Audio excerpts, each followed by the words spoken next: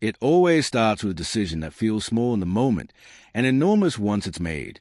A listing, a few photos, a price that seems just low enough to ignore the warning signs. And then a sentence that changes everything. Non-running. For most people, that would be the end of the story. For me, it was a beginning.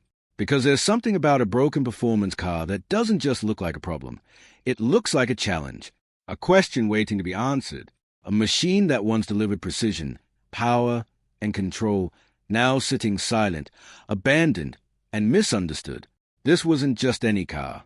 It was a BMW M3, a machine engineered to balance aggression and refinement, speed and control, built to be driven hard, built to be respected, and now, built to test every ounce of patience and skill required to bring it back. The photos look clean, too clean, panels aligned, interior tidy, wheels straight, but silence hides more than noise ever could. The description was vague. Doesn't start. No time to fix. Probably something small. Probably the most dangerous word in the world of project cars. But curiosity won. The deal was made. And suddenly, I owned a performance icon that couldn't even turn its own engine over. When the truck arrived, the reality hit immediately. A car designed to scream down highways rolled quietly off the trailer, lifeless. No startup arc, no idle, no drama, just gravity doing the work. And yet, even standing still, the presence was undeniable. Wide stance, aggressive lines. The kind of car that doesn't ask for attention, it demands it. But something was off, a subtle feeling that this wasn't just a simple fix. The first step was obvious. Battery check. Simple, logical, hopeful. A new battery went in. Key in the ignition. A moment of silence. Then, electronics lit up. Dash alive. Screens glowing. A good sign. A very good sign. But when the starter was engaged, nothing. No crank. No movement. Just a click that echoed louder than any engine ever could. And just like that, optimism turned into uncertainty. Electrical, start a motor, seized engine, each possibility heavier than the last. The hood opened, and the investigation began. Loose connections checked, grounds inspected, fuses tested. Everything looked normal. But project cars rarely fail in obvious ways. A scan tool connected, codes pulled, and suddenly the story deepened. Multiple faults, communication errors, voltage irregularities. Not catastrophic, but not simple either. The deeper we looked, the more it became clear. This wasn't one issue. This was a chain reaction. The intake removed, wiring traced, relays tested. Hours passed. The garage filled with parts, tools, and theories. Then came the moment that changes every build. The decision to stop guessing and start proving. A breaker bar placed on the crank pulley. The ultimate test. If the engine turns, there's hope. If it doesn't, everything changes. Pressure applied. Slowly, carefully, and then movement. The engine turned. Not seized. Not locked. Still alive, at least mechanically. Relief. Real relief. Because suddenly, the rebuild shifted from catastrophic to possible. Attention turned back to the starter. Removed. Bench tested. And there it was. Failure confirmed. A new starter installed. Connections tightened.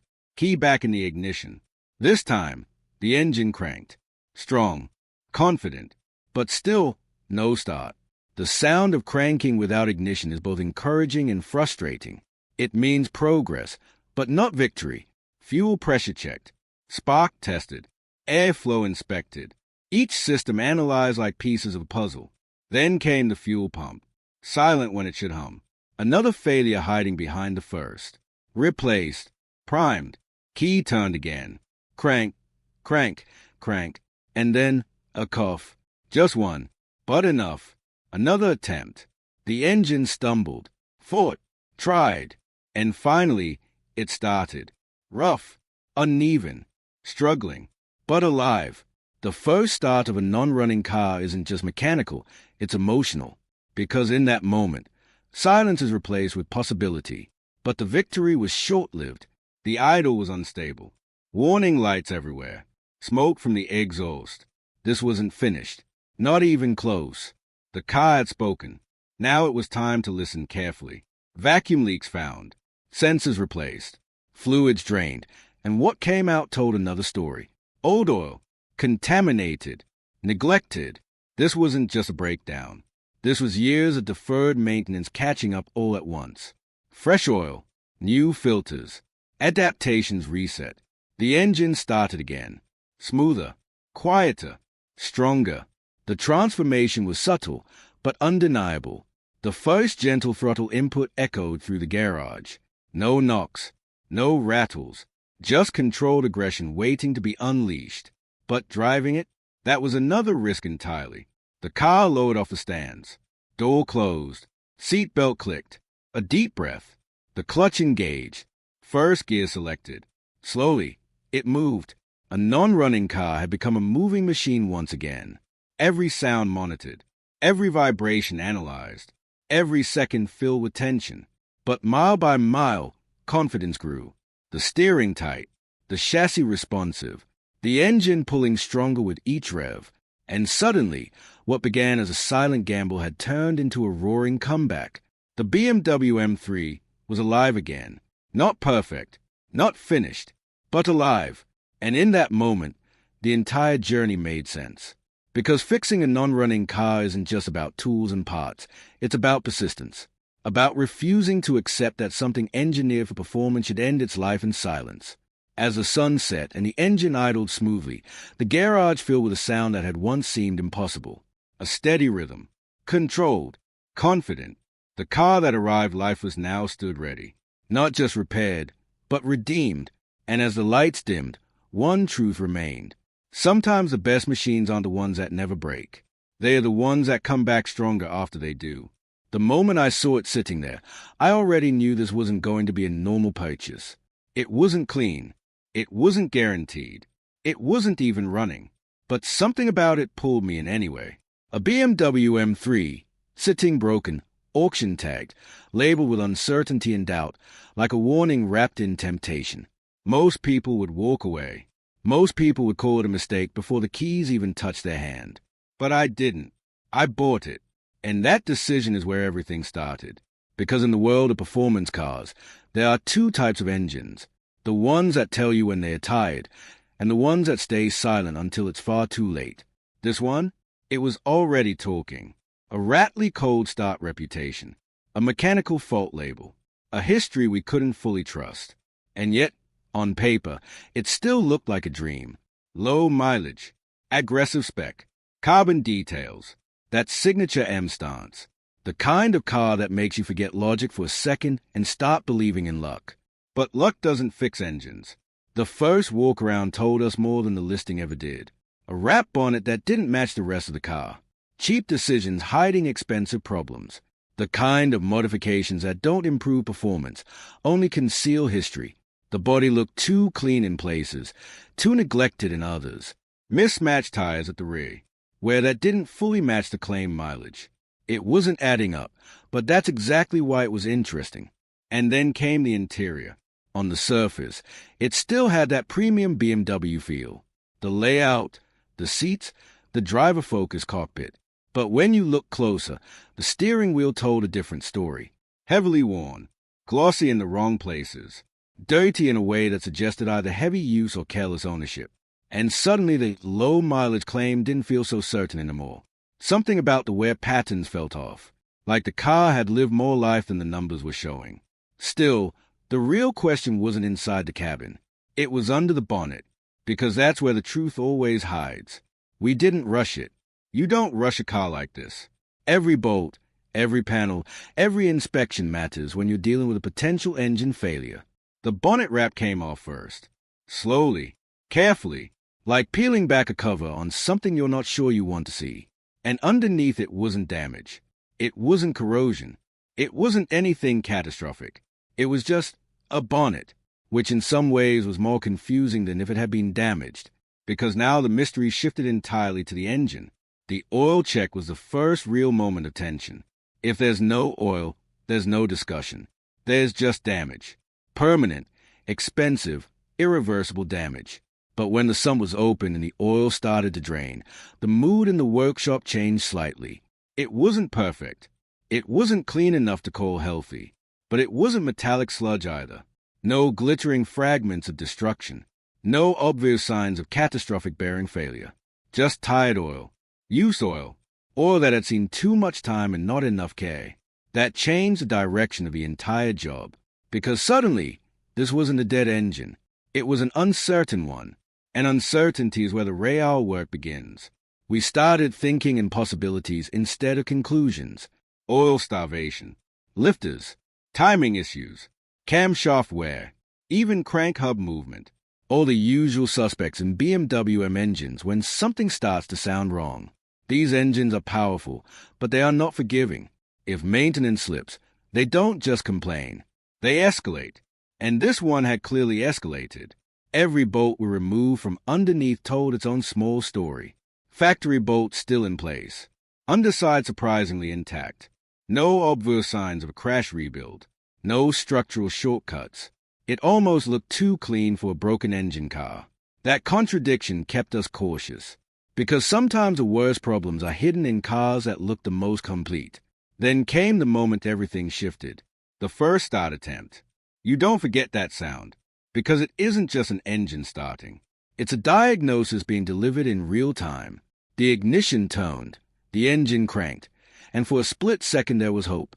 Maybe it was just oil starvation. Maybe it had been sitting too long. Maybe we had bought ourselves a simple fix disguised as a disaster. Then the noise came in. A deep mechanical knock. Not a soft tick. Not a harmless rattle. Something heavier. Something internal. Something that doesn't belong in a healthy bottom end. The kind of sound that makes everyone in the workshop go quiet for a second without needing to say anything. That silences more than any diagnostic tool ever could. The bottom end wasn't happy. That much was clear. But the engine still ran. And that changed everything again. Because a running engine, even a damaged one, gives you options. It gives you a direction. It gives you a chance to investigate instead of just replace blindly. So the conversation shifted immediately into strategy. Do we risk another run? Do we confirm the damage? Or do we start dismantling before something worse happens? That's the reality of projects like this.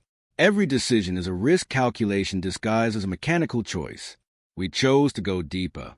The teardown began slowly, almost methodically, like peeling layers off a problem that refused to reveal itself all at once. Intake components, cooling lines, wiring harnesses, brackets, supports. Each piece removed made the engine feel less like a sealed unit and more like a puzzle. And as more parts came off, the questions only increased, because visually, it didn't match the sound. Nothing was obviously shattered. Nothing was visibly catastrophic. That's what made it worse. Engines that show you the damage are easier. You fix what you can see. But engines like this keep their secrets buried deep inside the crankshaft assembly, where the real failure lives. The oil system was checked again.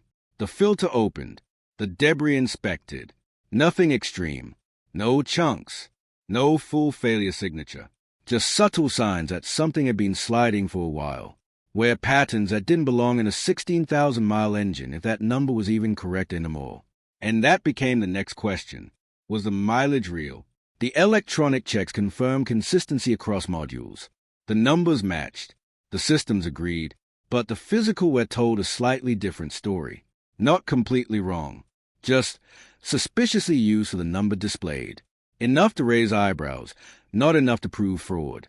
Which meant the truth likely sat somewhere simpler. Neglect. Long oil intervals. Hard driving. Maybe both. And that's often worse than mileage correction, because it means every component has been slowly punished over time without anyone noticing. As the subframe lowered and the exhaust shifted free, more of the drivetrain was exposed. The prop shaft looked almost too clean, almost like it had aged less than everything around it.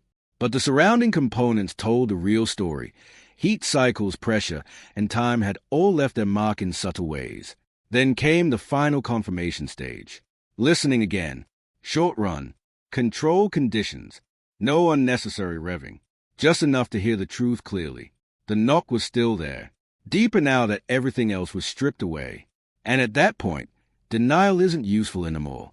You stop trying to hope it's something small. You start accepting what the engine is telling you. This wasn't a sensor issue. It wasn't a lifter tick. It was internal, most likely bottom-end related. Bearings, crank stress, oil starvation damage. Something had failed at the core of the engine, and it had been driven long enough afterward to make sure the damage wasn't minor anymore. But even in that moment, the project didn't feel like a loss. Because broken engines are honest.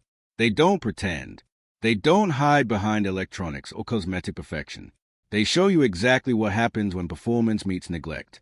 And this M3 was now a lesson in mechanical reality. So the decision was made. The engine comes out. No shortcuts. No guessing. No hoping it magically fixes itself. If there's damage inside, it gets found properly. If there's a rebuild required, it gets done correctly. Because anything less than that would just be delaying the truth.